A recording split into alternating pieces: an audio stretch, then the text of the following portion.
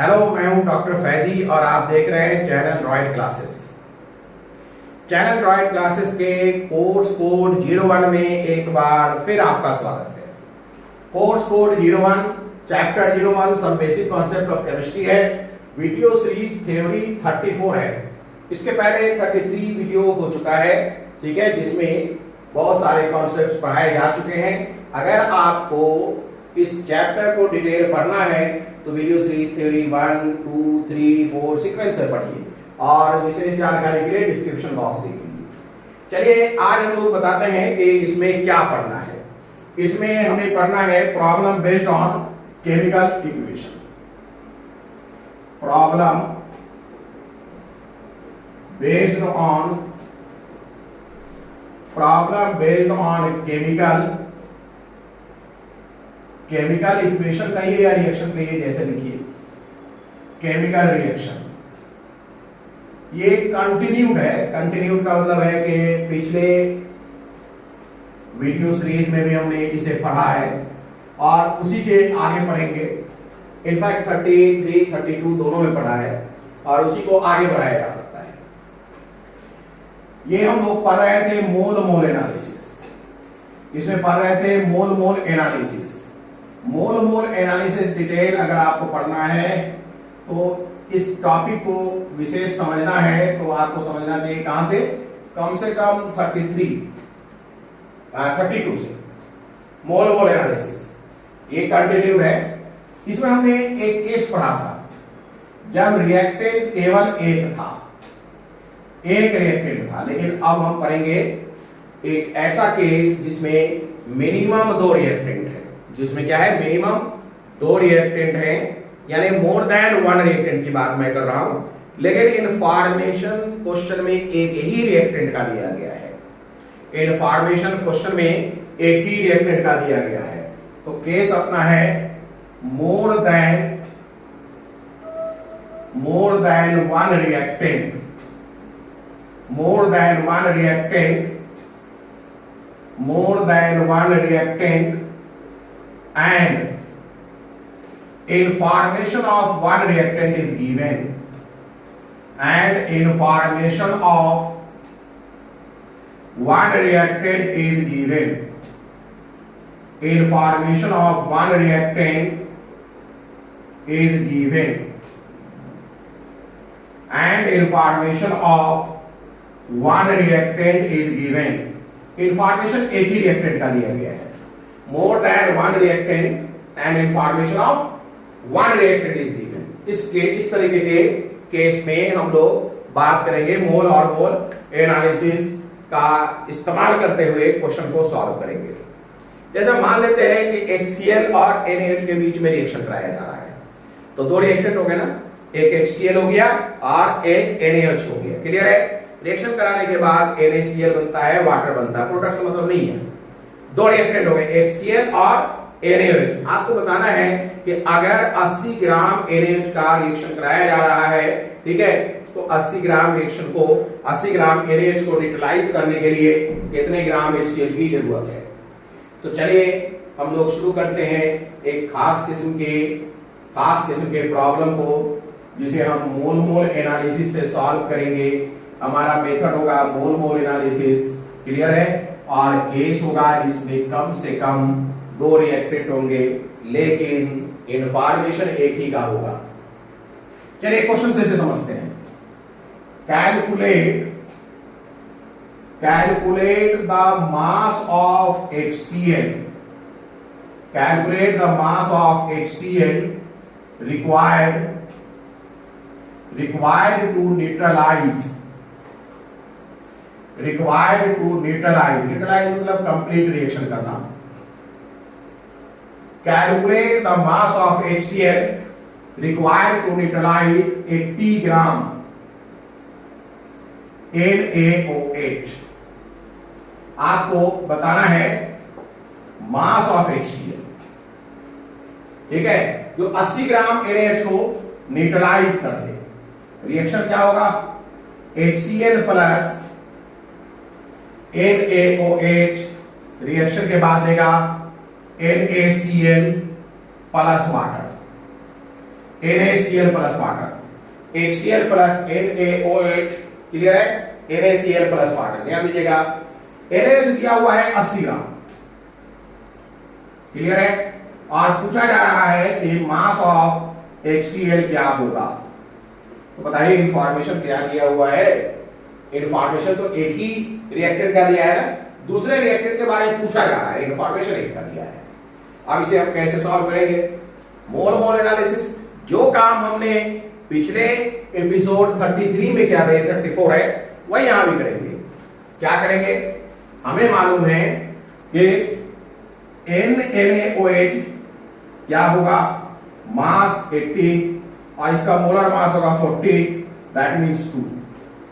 अब हमें निकालना है N मोल HCl, HCl का मोल, यहां स्टैचोमेट्रिक कोएफिशिएंट 1 है, यहां 1 है, तो 1/1 into 2 मतलब 2 मोल, तो 2 मोल HCl की जरूरत पड़ेगी।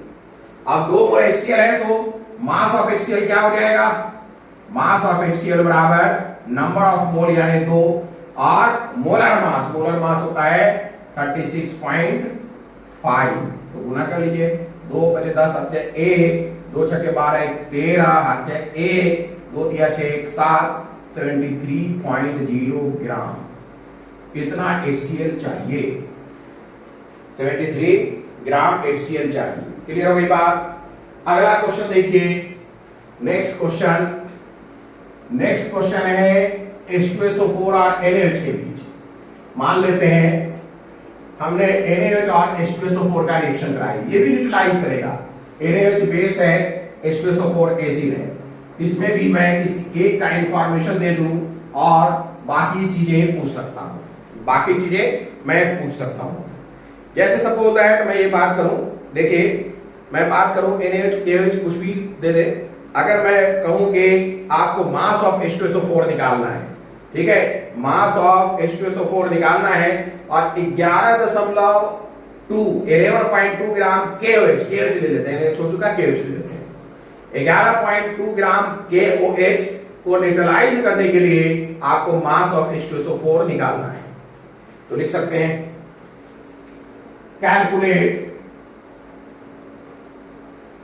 Calculate mass of H2SO4, mass of H2SO4 required to neutralize 11.2 gram KOH, 11.2 gram KOH, 11.2 gram KOH को आप न्यूट्रलाइज करना चाहते हैं, क्लियर है, 11.2 ग्राम KOH को न्यूट्रलाइज करना चाहते हैं, तो आप बताइए कितना मास ऑफ H2SO4 की जरूरत होगी।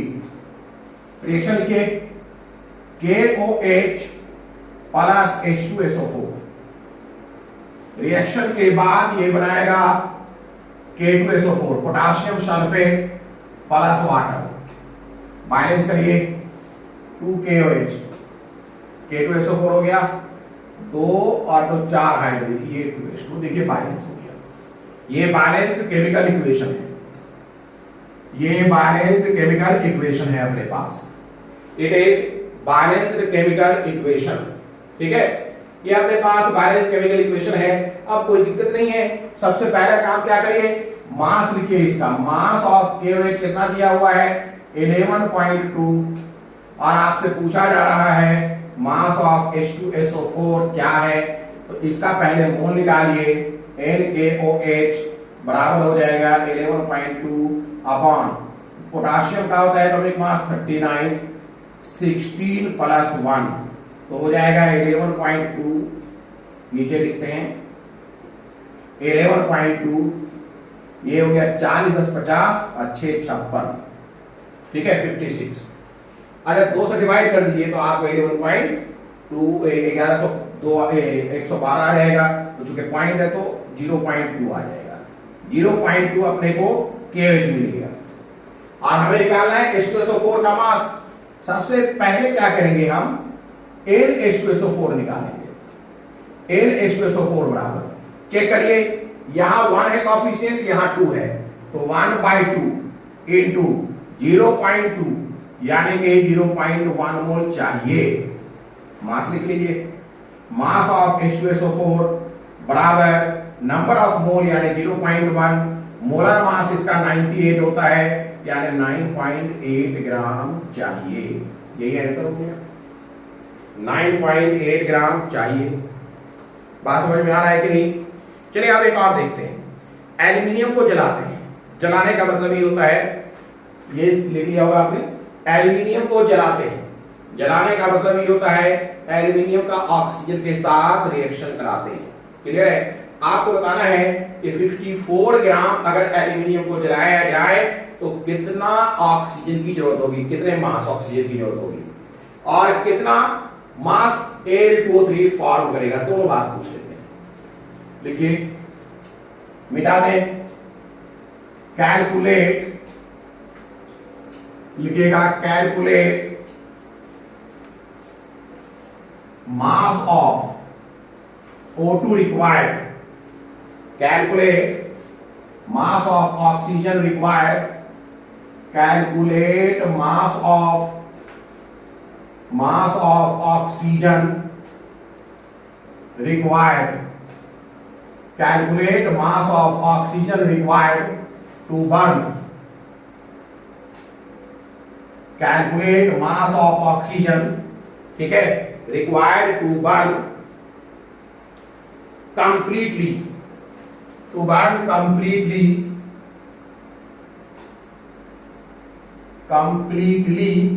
54 gram of aluminium, 54 gram of aluminium. देखिए, मास ऑफ ऑक्सीजन चाहिए 54 ग्राम एल्यूमिनियम को जलाने में। अच्छा, जब हम एल्यूमिनियम जलाते हैं तो Al2O3 मिलता है, ये मुझे मालूम है। तो मैं ये भी पूछ रहा हूं कि what is the mass of Al2O3 produced, what is the mass of Al2O3 produced. Also calculate mass of Al2O3 produced, mass of Al2O3 produced, also calculate mass of Al2O3 produced. आपको बताना है मास ऑफ Al2O3 भी जो produce हो रहा है। Also calculate mass of Al2O3 produced. चलिए start करते हैं। रिएक्शन तो जानना होगा। एल्यूमिनियम को आप किससे रिएक्शन करा रहे हैं? O2 से। क्या बनेगा? Al2O3, ऑक्साइड बनता है Al2O3। क्लियर है? या इसे बैलेंस करिए, Al अपने पास 2 है, यहां 2 कर लें, ऑक्सीजन 3 है तो 3/2 कर लें, ये 2 और ये 2 गुना होकर कैंसिल हो जाएगा, 3 बच जाएगा। लेकिन इसमें फ्रैक्शन आ गया, तो फ्रैक्शन को हटाने के लिए 2 से आप गुना कर लें, 4Al plus 3O2 arrow 2Al2O3, ये है। अब बनाइए मजे से।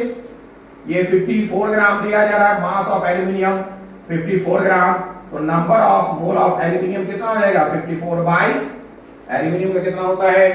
याद करिए 27 तो हो जाएगा 2 मोल। ऑक्सीजन का हमें मास निकालना है, तो हम निकालेंगे O2 का पहले मोल। कैसे मोल निकालेंगे? फिर वही फास्ट ट्रिक, 3 और 4 का रिलेशन है अपने को। O2 का निकालना है 3, ये 4 है, 3/4, और कितना मोल निकला इसका? 2, 3/4 इंटू 2 यानी कि 1.5 मोल लग जाएगा NO2। NO2 कितना मिल जाएगा? 1.5। तो मास ऑफ O2 निकालने के लिए क्या करना होगा? मास ऑफ O2 बराबर हो जाएगा 1.5 इंटू 32। 32 को 1.5 से गुना कर दीजिए, इतना ही मास हो जाएगा। 32 1.5, 5 दूनी 10, 7 1, 5 दिया 15, 1 16, 2 2 दिया 2 2 3, 0 6 2 8, 3 1 4, 48 ग्राम हो जाएगा। इतना ऑक्सीजन चाहिए, यहां लिखते हैं 48 ग्राम। 54 ग्राम एल्यूमिनियम को जलाने के लिए 48 ग्राम क्या चाहिए अपने को? 48 ग्राम ऑक्सीजन चाहिए। अब पूछ रहा है कि भैया Al2O3 कितना बनेगा, यहां Al2O3 निकाल लीजिए। NaL2O3 वही फास्ट मेथड, मुझे इसका मोल निकालना है तो इसका कोएफिशिएंट पहले अपॉन किससे निकालना है, या तो O2 से निकाल लीजिए या Al से निकाल लीजिए, किसी से निकाल लें।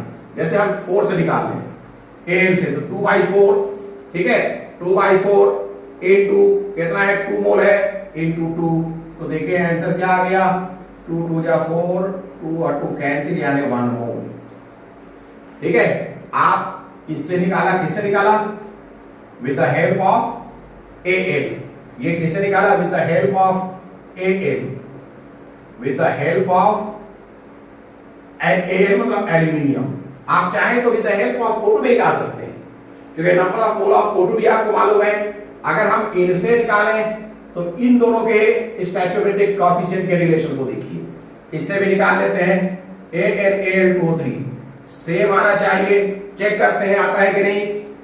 देखिए 2/3, 2 और ये 3, अपना कितना है मोल यहां NO2 का, इनटू 1.5, ये तो हो गया, मतलब 2/3 इनटू 15/10, 5 तिया 15, 5 दूनी 10, 3 3 कैंसिल, 2 2 कैंसिल, 1।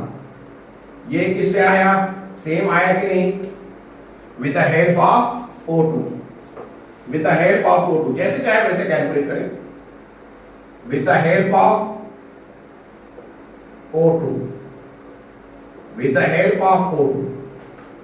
क्लियर है, आप जैसे चाहे कैलकुलेट करें, सेम रिजल्ट आएगा, with the help of O2 same result आएगा। लेकिन हमें अभी मास निकालना है, ये तो आ रहा है क्या, मोल, मास निकालना है Al2O3 का। तो मास के लिए क्या करना पड़ेगा, number of mole of Al2O3 को मोलर मास ऑफ Al2O3 से गुना करना पड़ेगा। Number of mole of Al2O3 को मोलर मास ऑफ Al2O3 से गुना करना पड़ेगा। चलिए करते हैं। Mass of Al2O3 is equal to 1 number of mole आया है, और मोलर मास का मतलब कितना हो गया, 27 इंटू 2 प्लस 16 इंटू 3, इससे गुणा करिए तो क्या हो जाएगा, 54, ये 1 है हटा ही दिया हमने, प्लस 48, मतलब कितना हो गया, 8 4 12, 1 4 5 5 5 10, 102 ग्राम। इतना अपने को Al2O3 मिल जाएगा, 102 ग्राम। क्लियर हो गई बात। तो इस तरीके से आप चाहे तो मोल एनालिसिस मेथड से, मोल एनालिसिस मेथड से बहुत सारे प्रॉब्लम सॉल्व कर सकते हैं। मैंने आपको पिछले एपिसोड में भी बताया था, और फिर एक बार बता दूं कि जो रिएक्शंस के प्रॉब्लम होते हैं वो कई मेथड से सॉल्व किए जाते हैं। हमें ये चेक करना पड़ता है, हमें ये अपने विवेक और बुद्धि से ये पता लगाना पड़ता है, और ये प्रैक्टिस से आता है कि कब अच्छा कौन मेथड होगा। ठीक है, ये है मोल मेथड। इसके बाद अपने को एक और मेथड पढ़ना है, POAC। फिर अपने को एक केमिकल इक्विवेलेंस मेथड भी पढ़ना है, और टाइट्रेशन मेथड भी पढ़ना है।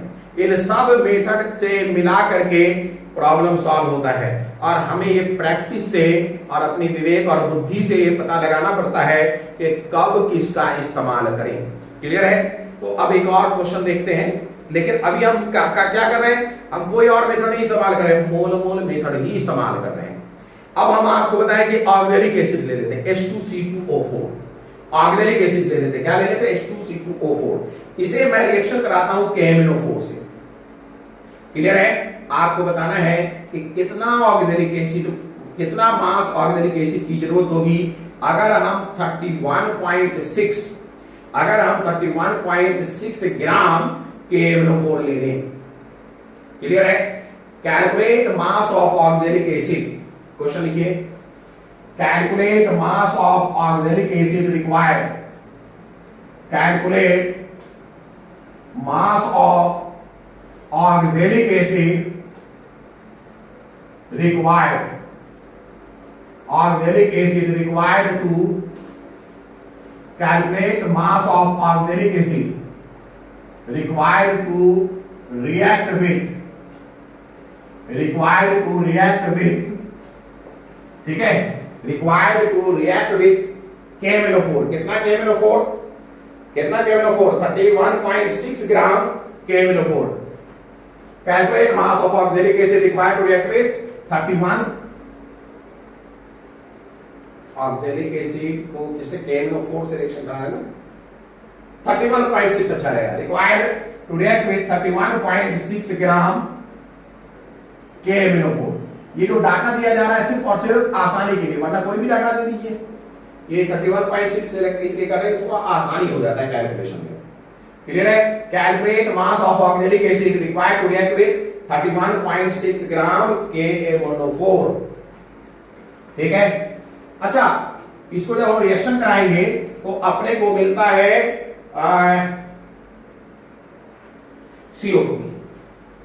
तो हम लिखते हैं कि CO2 का भी क्या वॉल्यूम, ये भी निकलवा सकते हैं, लिखिए एक और लिख लीजिए, also calculate volume of CO2, also calculate volume of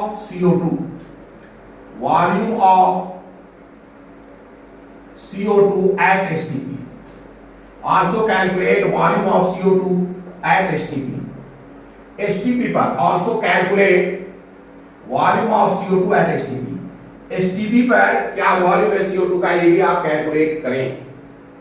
clear है, अब ऐसे क्वेश्चंस तब तक नहीं बन सकते जब तक कि आपको रिएक्शन नहीं आता हो। अब याद रखिए KMnO4 को रिएक्शन हम करा रहे हैं किससे, ऑक्सैलिक एसिड से। ऑक्सैलिक एसिड का फार्मूला होता है COOH, इसे हम H2C2O4 के रूप में भी लिखते हैं। अब ये कर रहा है रिएक्शन, अब इसका फार्मूला नहीं आएगा तो थोड़े बनेगा, इसका फार्मूला या तो दिया रहेगा या आपसे उम्मीद किया जाएगा कि आपको आता है। इसमें बनता है MnO और K2O, मैंगनीज का ऑक्साइड और पोटाशियम का ऑक्साइड, और क्या बन जाता है CO2 और क्या बन जाता है वाटर, CO2 और वाटर कितने हो गए, 2 2 4, आपके पास ये 4 प्रोडक्ट्स बन जाते हैं। अब आपको बैलेंस भी करना पड़ेगा, बैलेंस करना होगा, मैं आपको डायरेक्ट बैलेंस करके ही दे देता हूं। हम लोग ऑक्सीडेशन रिडक्शन इसी चैप्टर में पढ़ेंगे, फिर बैलेंसिंग भी सीखेंगे, बड़े बड़े क्वेश्चंस को कैसे बैलेंस, बड़े बड़े रिएक्शन को कैसे बैलेंस करते हैं। यहां भी मैं बैलेंस ही दे देता हूं, 2 KMnO 5:4, 5:2C2O4, ये मैंने कर दिया। अब बैलेंस कर सकते हैं आप, 2 K है, यहां 2 K आपको मिल रहा है, Mn 2 है तो 2 Mn कर दिया। क्लियर है, अब क्या है भाई, अपने को कार्बन ढूंढिए, 1 2 5 से गुना करेंगे तो 10 कार्बन, तो 10 CO2 कर दीजिए। क्लियर है, वाटर भी चेक करिए कितना है, इसमें तो कोई हाइड्रोजन है ही नहीं, 1 2 हाइड्रोजन है, 10 10H2 होना चाहिए। जरा अब आप चेक करिए ये बैलेंस है कि नहीं, 10H2 बैलेंस हो जाना चाहिए, चेक करिए, चेक करके देखिए कितना हो गया, 10 नहीं बैलेंस कैसे होगा, 5 10 करना है 5:2। अब देखिए पोटाशियम 2 मैंगनीज 2 ऑक्सीजन कितना है गिनिए तो, 2 चौके 8 और यहाँ 2 2 4 20 28 होना चाहिए। तो 2 यहाँ है, 1 यहाँ है, 20 यहाँ है, 5 यहाँ है, तो कितना हो गया 20 5 25 1 26 2 28, ऑक्सीजन भी 28, कार्बन 10 है, हाइड्रोजन 10 है, तो ये बैलेंस केमिकल इक्वेशन है। तो ये आपको बैलेंसिंग भी आनी चाहिए, लेकिन बैलेंसिंग अभी हम लोगों ने पढ़ा नहीं है, उम्मीद है कि इसी चैप्टर में आगे आएगा, उम्मीद क्या है, आना है इसमें। ये बैलेंस केमिकल इक्वेशन है। अब हमारे पास कोई दिक्कत नहीं है, एक बार बैलेंस केमिकल इक्वेशन हो गया तो मोल एनालिसिस आसान है। अपने को कहा गया है 31.6 ग्राम KMnO4 से आपको पता लगाना है ऑक्सैलिक एसिड का मास, यानी मास ऑफ KMnO4 दे दिया गया है और वो है 31.6 ग्राम, और अपने को पूछा है मास ऑफ H2C2O4 कितना है, तो फटाफट निकालिए।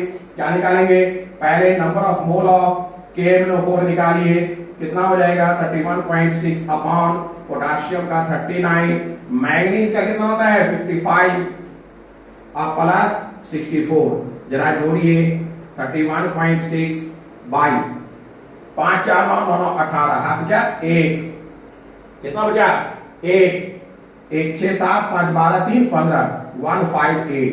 इसे अगर आप सॉल्व करेंगे आपको 1/5 आ जाएगा। कितना आ जाएगा 1/5। इसका मतलब number of mole of KMnO4 1/5 है।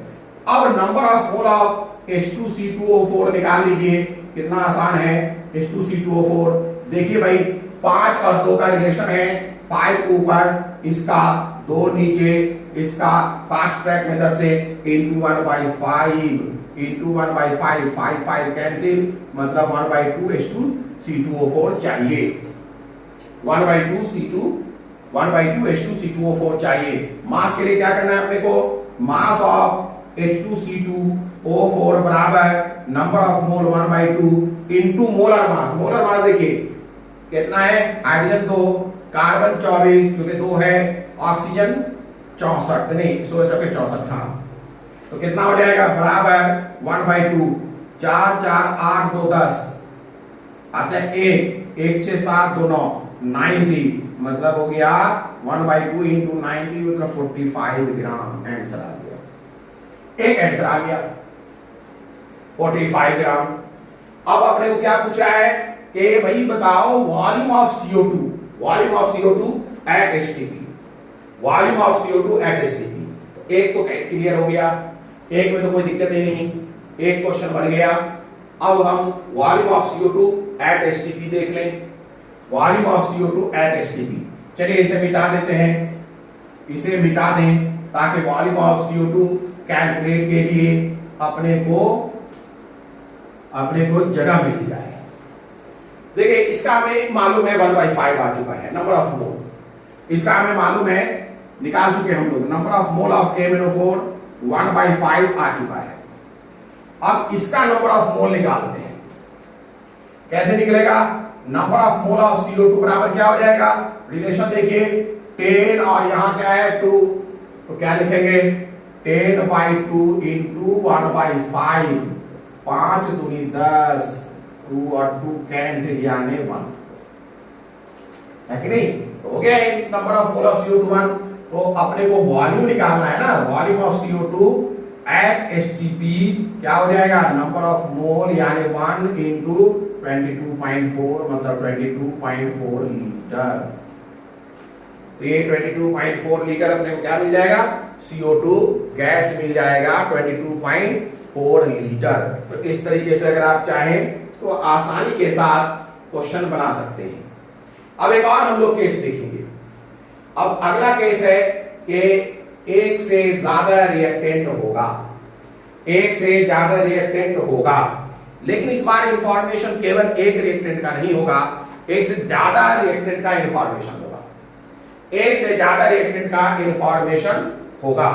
तो लिखिए नेक्स्ट केस, नेक्स्ट केस, अगला केस है एक से ज्यादा रिएक्टेंट है और इंफॉर्मेशन भी एक से ज्यादा है। तो लिखेंगे हम लोग नेक्स्ट केस, अगला केस है, ध्यान दीजिएगा नेक्स्ट केस क्या है भाई, अगला case more than one reactant, more than one reactant, more than one reactant and information of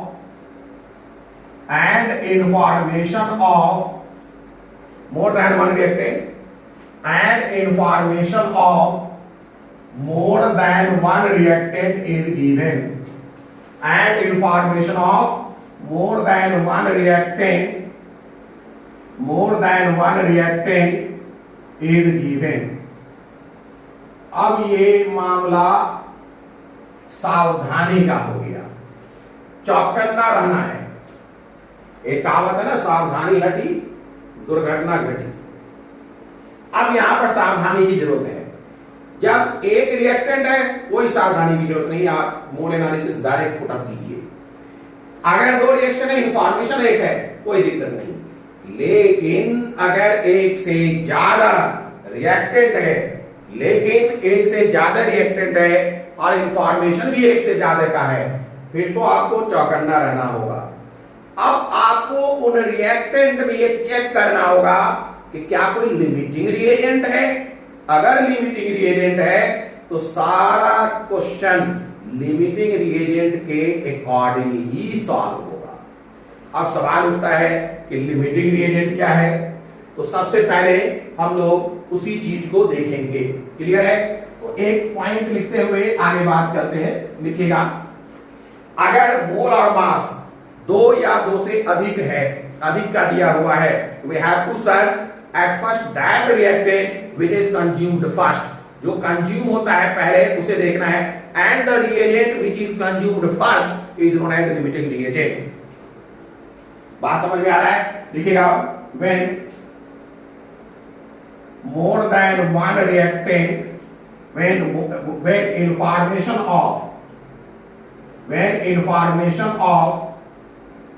more than one reactant, when information of more than one reactant is given, more than one reactant is given, when information of more than one reactant is given, then we have to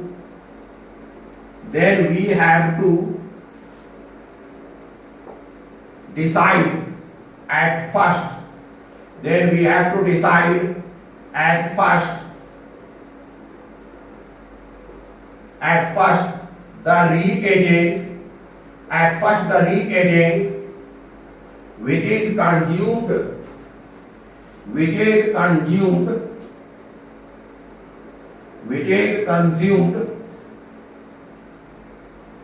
at first during the chemical reaction, at first during the chemical reaction, at first during the chemical reaction, during the chemical reaction। ठीक है? लिखेगा, जो सबसे पहले, ठीक है, जो सबसे पहले रह जाता है या कंज्यूम हो जाता है उसे लिमिटिंग रिएजेंट कहते हैं। क्लियर है? अब अगला पॉइंट लिखेगा, लिमिटिंग रिएजेंट। एग्जामिनेशन में लिमिटिंग रिएजेंट को रखकर बहुत सारे क्वेश्चंस दिए जाते हैं।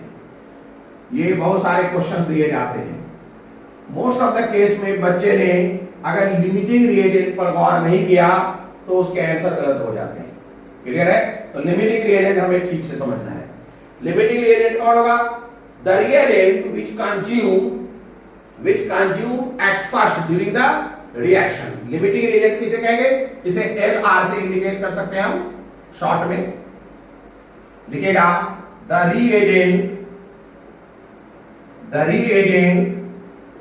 which consumes first,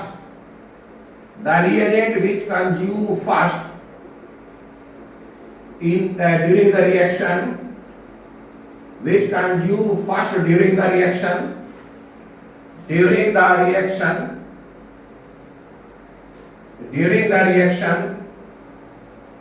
is known as limiting reagent, LR। अभी समझाएंगे भी से। दूसरा जो है बात वो है access reagent.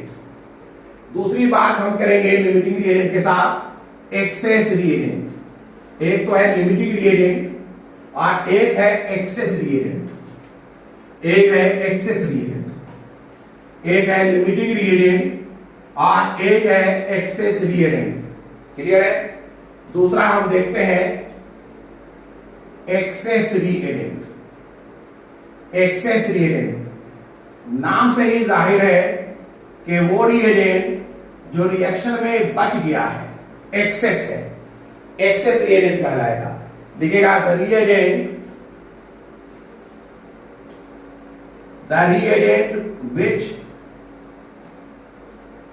remains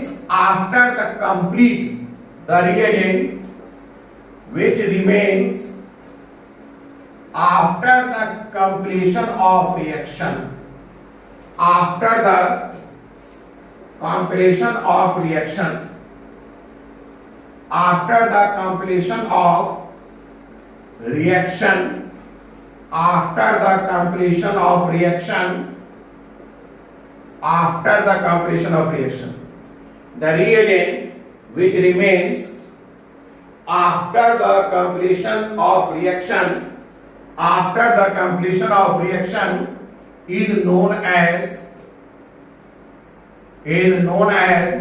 excess reagent, is known as excess reagent, is known as excess reagent, is known as excess reagent. इसे आप ER भी कर सकते हैं, ER, एक्सेस रिएजेंट। चलिए लिमिटिंग रिएजेंट और एक्सेस रिएजेंट को हम लोग ढंग से समझने की कोशिश करते हैं। लिमिटिंग रिएजेंट और एक्सेस रिएजेंट को ढंग से समझने की कोशिश करते हैं। क्लियर है? चलिए इसे समझते हैं एक छोटे से एग्जांपल से, ढंग से। अपने को मालूम है एक KFC रेस्टोरेंट है। क्या रेस्टोरेंट है? KFC कहते हैं, उसका फुल फॉर्म है केंटकी फ्राइड चिकन, है ना। तो KFC में खूबी क्या है? कभी KFC आप गए ही होंगे KFC में। तो KFC की खूबी ये है कि आप लखनऊ में KFC में चिकन लेग लीजिए और जाकर वाशिंगटन DC में लीजिए, या फिर आप रसिया में लीजिए, या कहीं भी दुनिया के जिस भी कोने में KFC का आउटलेट है वहां लीजिए, एक पार्टिकुलर डिश का सेम टेस्ट मिलेगा। ऐसा कैसे? ऐसा इसलिए कि उसमें इंग्रेडिएंट सेम है, सेम प्रोसेस अप्लाई किया गया है, इस वजह से सेम टेस्ट है। समझिएगा, अगर आप KFC के तर्ज पर सपोज दैट आप खीर का रेस्टोरेंट बनाना चाहते हैं, एक खीर का, और आपकी को भी अकल आ गई कि भाई हमें भी एक कॉन्सिस्टेंट सेम टेस्ट पूरी दुनिया में देना है, तो आप एक फार्मूला जनरेट करेंगे खीर बनाने का। मान लेते हैं आपने खीर बनाने के लिए 100 ग्राम चावल समझते होंगे, हिंदी में लिखते हैं या राइस। 100 ग्राम चावल, मान लेते हैं ½ kg दूध, मिल्क, ठीक है। ये राइस हिंदी में लिख दिया, कोई दिक्कत नहीं। और मान लेते हैं सपोज दैट 50 ग्राम आपने चीनी ले लिया, और आपने तय किया कि जब भी मैं एक डिश बनाऊंगा, जब भी मैं खीर बनाऊंगा दुनिया के किसी भी कोना में, हमारे आउटलेट में इतनी ही इंग्रेडिएंट्स मिलाए जाएंगे और इसी अमाउंट में मिलाए जाएंगे।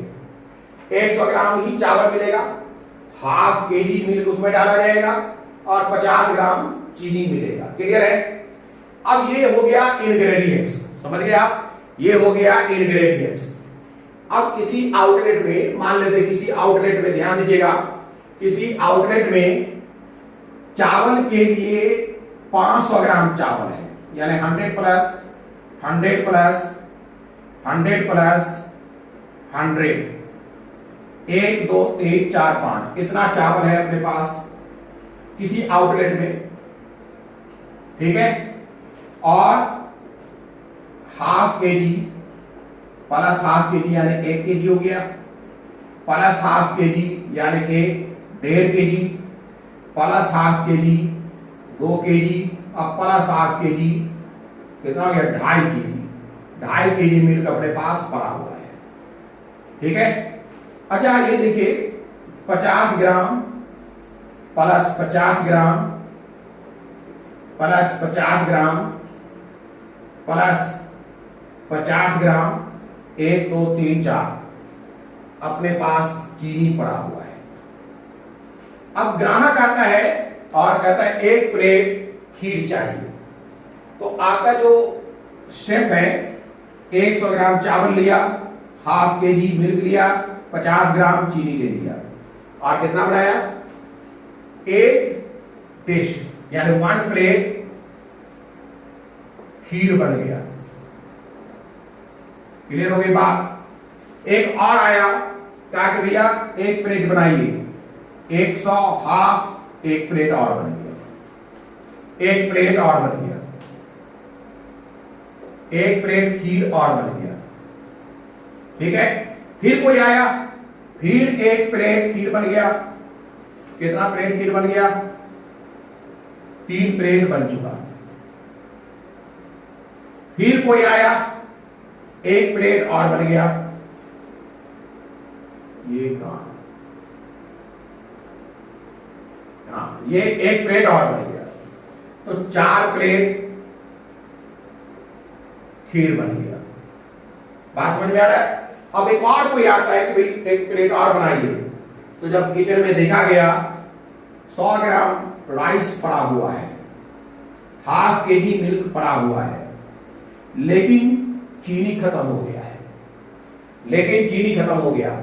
आप बताइए पहले कौन कंज्यूम हो गया, चीनी। पहले कौन कंज्यूम हो गया, चीनी। यानी कि ध्यान दीजिएगा, पहले कंज्यूम चीनी हो गया, यानी चीनी लिमिटिंग अमाउंट में है, चीनी लिमिटिंग अमाउंट में है। उसी तरीके से जो रिएजेंट पहले खत्म हो जाए उसे लिमिटिंग रिएजेंट कहते हैं। ये दोनों एक्सेस अमाउंट में है, तो इसलिए जो रिएजेंट बच जाए उसे एक्सेस रिएजेंट कहते हैं। अब बताइए खीर का अमाउंट किसने तय किया, किसने, चीनी ने, मिल्क ने या राइस ने? नहीं, चीनी ने किया। अगर हम चीनी देखकर पता लगाएं तो हम कह सकते हैं कि मेरे स्टॉक में जितना चीनी है उससे 4 प्लेट खीर बन सकता है। लेकिन अगर कोई चावल देख करके प्लेट के बारे में बताए तो उसके हिसाब से 5 प्लेट बनेगा, लेकिन ये गलत होगा, है ना। अगर हम एक्सेस रिएजेंट के अकॉर्डिंग कैलकुलेट करें तो मुझे 500 ग्राम चावल दिखाई पड़ रहा है, तो मैं तुरंत छूटते ही कहूंगा कि भाई 5 प्लेट खीर बना सकते हैं हम। लेकिन जब बनाने चलेंगे तो बनेगा 4 ही, क्योंकि चीनी खत्म हो जाएगा, क्योंकि चीनी खत्म हो जाएगा। तो चीनी जो है वो लिमिटिंग रिएजेंट है। बात समझ में आ रहा है। तो हमें अगर ये अमाउंट दिया रहे और पूछा जाए कि प्रोडक्ट जो कि यहाँ खीर है ये कितना बनेगा, तो एक्सेस रिएजेंट की मदद से कैलकुलेट करना है या लिमिटिंग रिएजेंट की मदद से कैलकुलेट करना है? सीधी सी बात है, लिमिटिंग रिएजेंट की मदद से कैलकुलेट करना है। तो यही मामला हमारे रिएक्शन में भी होता है। अगर हम रिएजेंट लेते हैं और उसका अमाउंट कोई ऐसा अमाउंट है, ध्यान दीजिएगा, जो पहले खत्म हो जाएगा, जो पहले खत्म हो जाएगा उसे हम लिमिटिंग रिएजेंट कहेंगे। जो पहले खत्म हो जाएगा उसे हम क्या कहेंगे, लिमिटिंग रिएजेंट कहेंगे।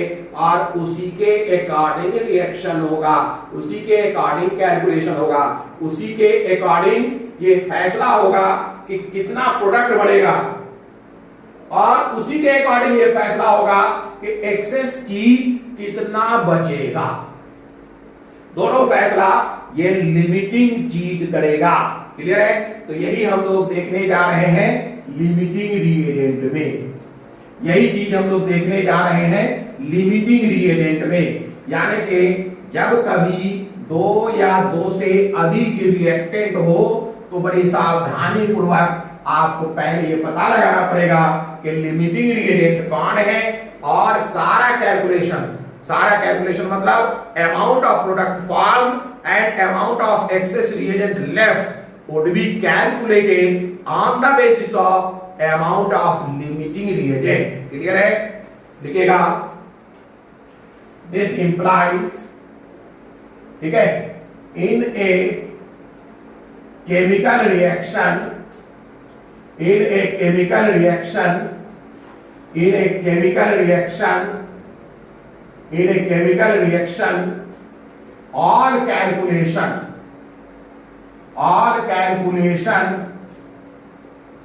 is carried out, all calculation is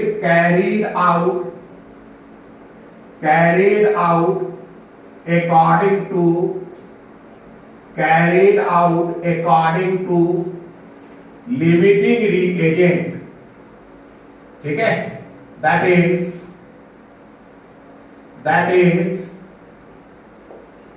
amount of product formed, that is amount of product, that is amount of product formed, that is amount of product formed, and amount of excess reagent left, and amount of excess reagent, amount of excess reagent left will be decided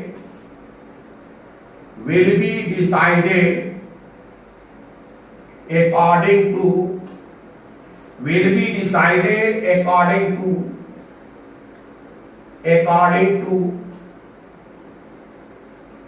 amount of LR यानी limiting reagent, according to amount of LR मतलब limiting reagent. Clear हो गई बात? चलिए इस पर कुछ और डिस्कशन करते हैं, इस पर कुछ और डिस्कशन किया जाए, इस पर कुछ और डिस्कशन किया जाए, कुछ और डिस्कशन करते हैं। जैसे अब एक डिस्कशन करें, पानी फॉर्म करते हैं, H2 एक बैलेंस केमिकल इक्वेशन लिखते हैं, 2H2 plus O2 arrow 2H2O। इसका मतलब क्या है?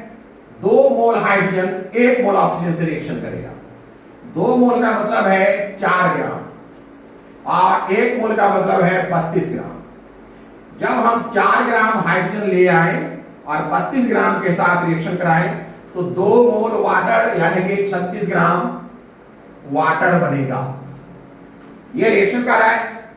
लेकिन अगर ऐसा हो कि मैं ये 4 ग्राम ले आऊं, ध्यान दीजिए, 4 ग्राम ले आऊं और ये 30 ग्राम ले लें।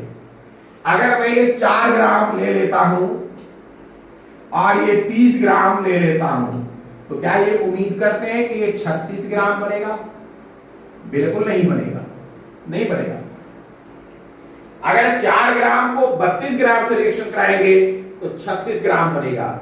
लेकिन अगर हम 4 ग्राम को 30 ग्राम से रिएक्शन करा रहे हैं तो 36 ग्राम नहीं बनेगा। कितना बनेगा? इसके अकॉर्डिंग फैसला होगा। इसके अकॉर्डिंग कैसे फैसला होगा? देखिए, हम क्या करेंगे, पहले इसका नंबर ऑफ मोल निकालेंगे। इसका क्या करेंगे? नंबर ऑफ मोल निकालेंगे। नंबर ऑफ मोल NO2 कितना निकल जाएगा? 30/32, यानी कि ये हो गया 15 और ये हो गया 16 बराबर 15/16। तो पहले हम number of mole of O2 निकालेंगे। क्यों? क्योंकि ये लिमिटिंग रिएजेंट है। लिमिटिंग रिएजेंट क्यों है? क्योंकि हाइड्रोजन रिएक्शन करता जाएगा। ये तो कंप्लीट 36 से 32 ग्राम से करेगा ना, लेकिन 30 ग्राम के बाद ये रुक जाएगा, मिलेगा ही नहीं ऑक्सीजन। तो जब ऑक्सीजन मिलेगा नहीं तो हाइड्रोजन भी रिएक्शन करना रोक देगा। तो ये लिमिटिंग रिएजेंट है। हमने लिमिटिंग रिएजेंट का मोल निकाल लिया 15/16। अब हमें निकालना होगा वाटर का मोल। वाटर का मोल कैसे निकालेंगे? आपको मालूम है, ध्यान दीजिएगा, लिमिटिंग रिएजेंट के अकॉर्डिंग कैलकुलेट कर रहे हैं। आपको क्या मालूम है? इनके बीच रिलेशन क्या है? इनके बीच रिलेशन है 2/1 इंटू 15/16, मतलब हो गया 15/8। अगर मास की बात करेंगे तो मास ऑफ H2O मिल जाएगा 15/8 इंटू 18। क्लियर है? यानी कि 2 4 जा 8, 2 9 जा 19, है कि नहीं? क्या हो जाएगा? 135/4। 4 से 135 को डिवाइड करिए।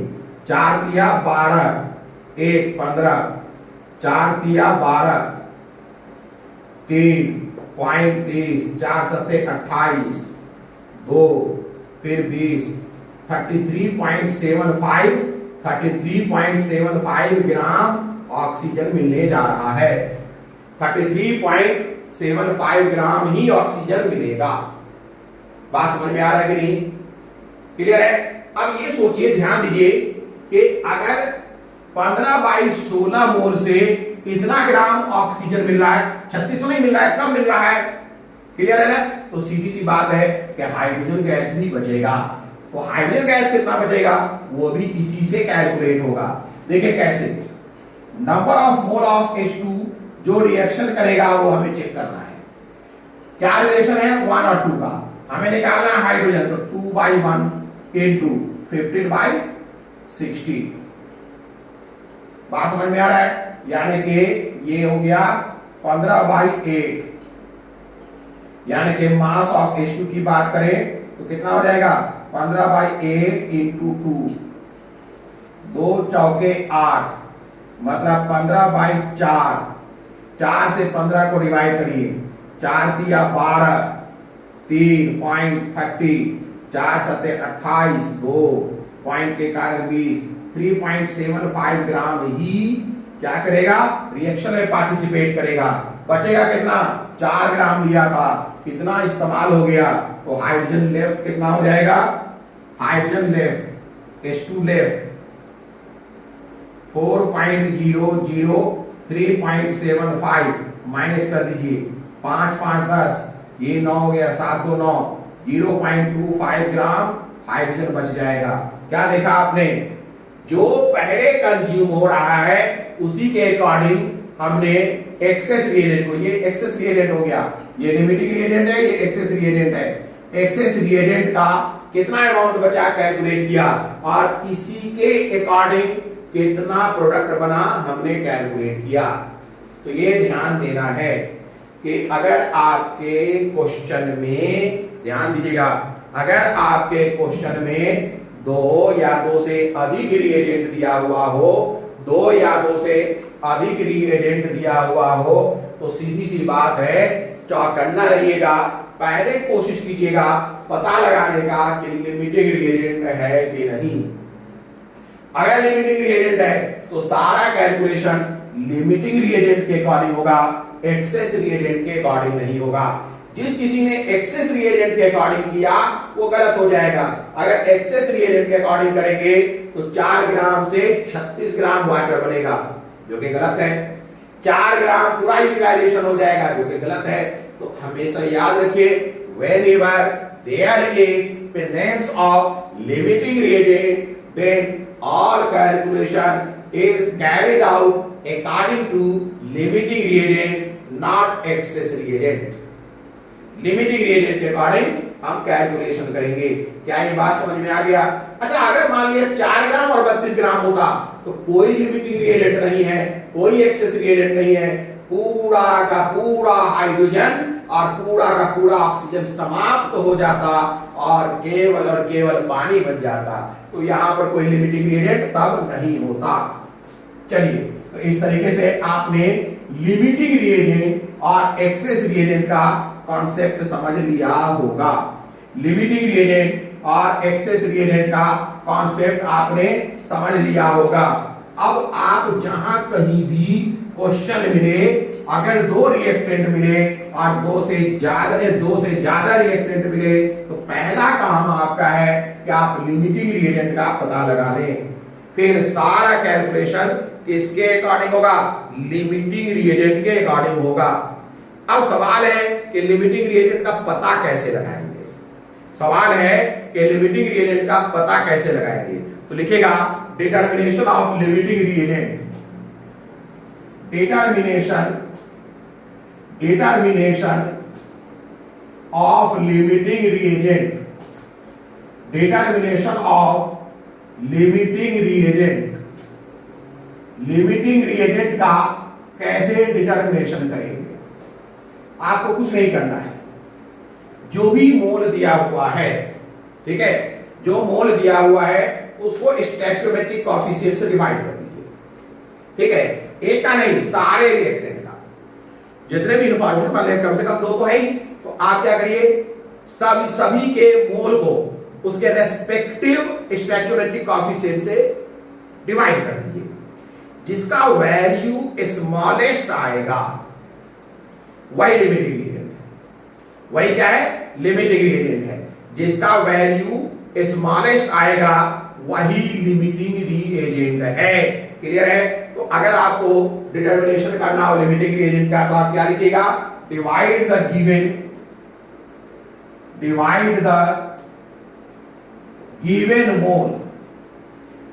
moles of reactant, divide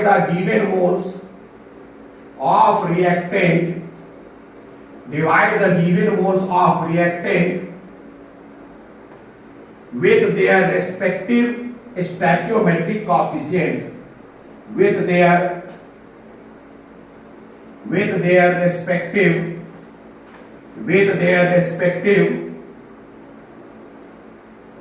stoichiometric coefficient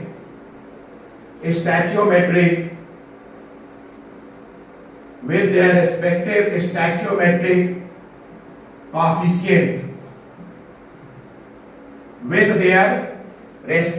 stoichiometric coefficient आप सबसे पहले क्या करेंगे कि जो भी मोल दिया हुआ है उसका आप स्टैचोमेट्रिक कॉफिशिएंट से रेस्पेक्टिव स्टैचोमेट्रिक कॉफिशिएंट से डिवाइड कर देंगे। क्लियर है? उसके बाद क्या हो जाएगा, स्मॉलेस्ट रेशियो लिखेगा reactant which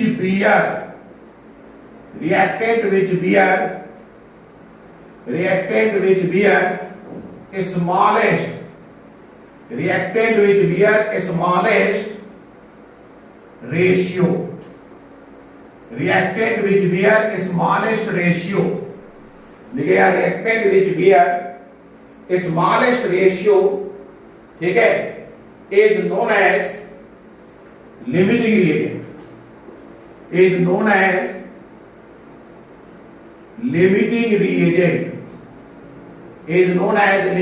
reagent, तो लिमिटिंग रिएजेंट का पता लग जाएगा तो एक्सेस रिएजेंट, ऑलमोस्ट बाकी सब एक्सेस रिएजेंट हो जाएंगे। क्लियर है? अब जैसे एक एग्जांपल ले लिया जाए, फॉर एग्जांपल एक एग्जांपल किया जाए, एग्जांपल में एक हम हाइपोथेटिकल इक्वेशन ले लेते हैं। एक हाइपोथेटिकल इक्वेशन ले लिया जाए, A को 2B से रिएक्शन करा के एक प्रोडक्ट बनाया जाए, A को 2B से रिएक्शन करा करके एक प्रोडक्ट 3C बनाते हैं। 3C ये बैलेंस केमिकल इक्वेशन एक हाइपोथेटिकल है। क्लियर है? अब हमें इसका और इसका कुछ मोल बताना है। क्लियर है? और आपको देखना है कि क्या कोई लिमिटिंग रिएजेंट है। अगर लिमिटिंग रिएजेंट है तो उसी के अकॉर्डिंग वर्कआउट करेंगे। जैसे अगर मैं बता दूं कि 5 मोल हमने A लिया है और 8 मोल B लिया है, तो आप बताइए कितना मोल C बना है। लिखेगा calculate mole of C, when 5 mole of A is reacted with 8 mole of B. 5 mole of A is reacted with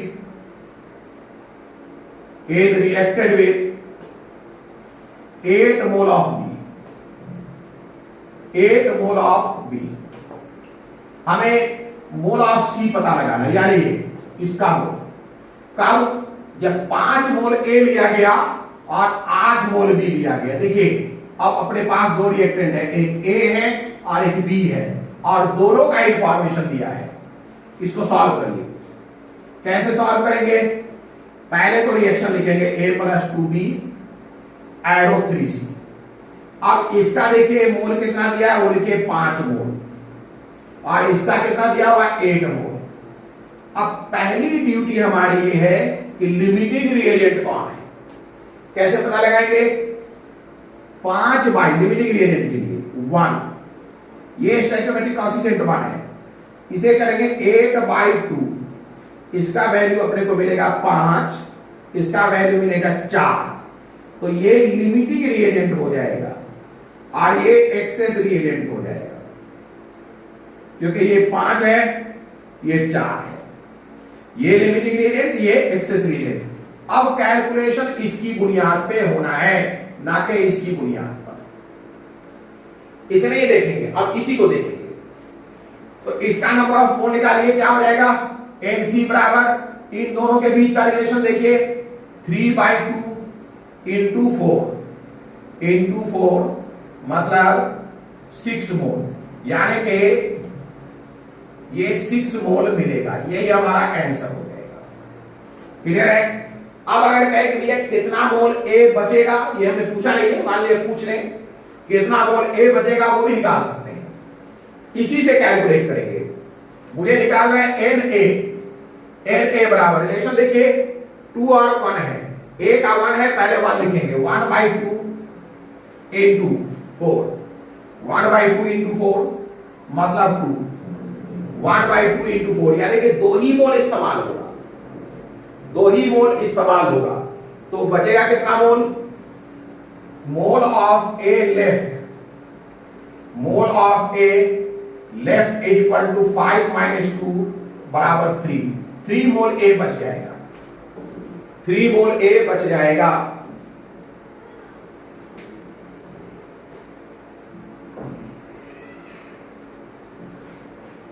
बात समझ में आ रहा है कि नहीं? 3 मोल ए बच जाएगा। क्लियर है? तो इस तरीके से हम लोग देखेंगे कि लिमिटिंग रिएजेंट पर क्वेश्चन कैसे बनाया जाता है। इस पर अभी और क्वेश्चंस देखेंगे, अभी इस पर और भी क्वेश्चंस देखेंगे, लेकिन ये अब अगले वीडियो सीरीज में होगा, क्योंकि 1 घंटा के करीब हो चुका है, 1 घंटा के ही करीब मैं बनाता हूं, है ना? तो ये 34 हो चुका है, वीडियो सीरीज थ्योरी 34। 35 में हम लोग क्वेश्चन बनाएंगे लिमिटिंग रिएजेंट बेस्ड और सीक्वेंशियल रिएक्शन पर बात करेंगे, तो चलिए अगले क्लास में इस पर बातचीत होगी। अगर आपको ये क्लास समझ में आ रहा है, अगर आपको ये यूजफुल लग रहा है, ये वास्तव में कंप्लीट कोर्स है। हर वो बच्चा जो इसे शुरू से देख रहा होगा उसे कहीं किसी नेक्स्ट कोचिंग की जरूरत नहीं पड़ेगी। और मैं आपको बता दूं, एकदम फंडामेंटल से उठकर एडवांस लेवल तक की बात हो जाएगी। शर्त यह है कि कोर्स कोड 01 को कंप्लीट करें, और कोर्स कोड 01 है क्या, ये डिस्क्रिप्शन बॉक्स में देख लें। अगर आपको समझ में आ रहा है तो लाइक करिए, शेयर करिए, सब्सक्राइब करिए। ये एक फ्री कोर्स है, सभी लोगों को बताइए। Good day.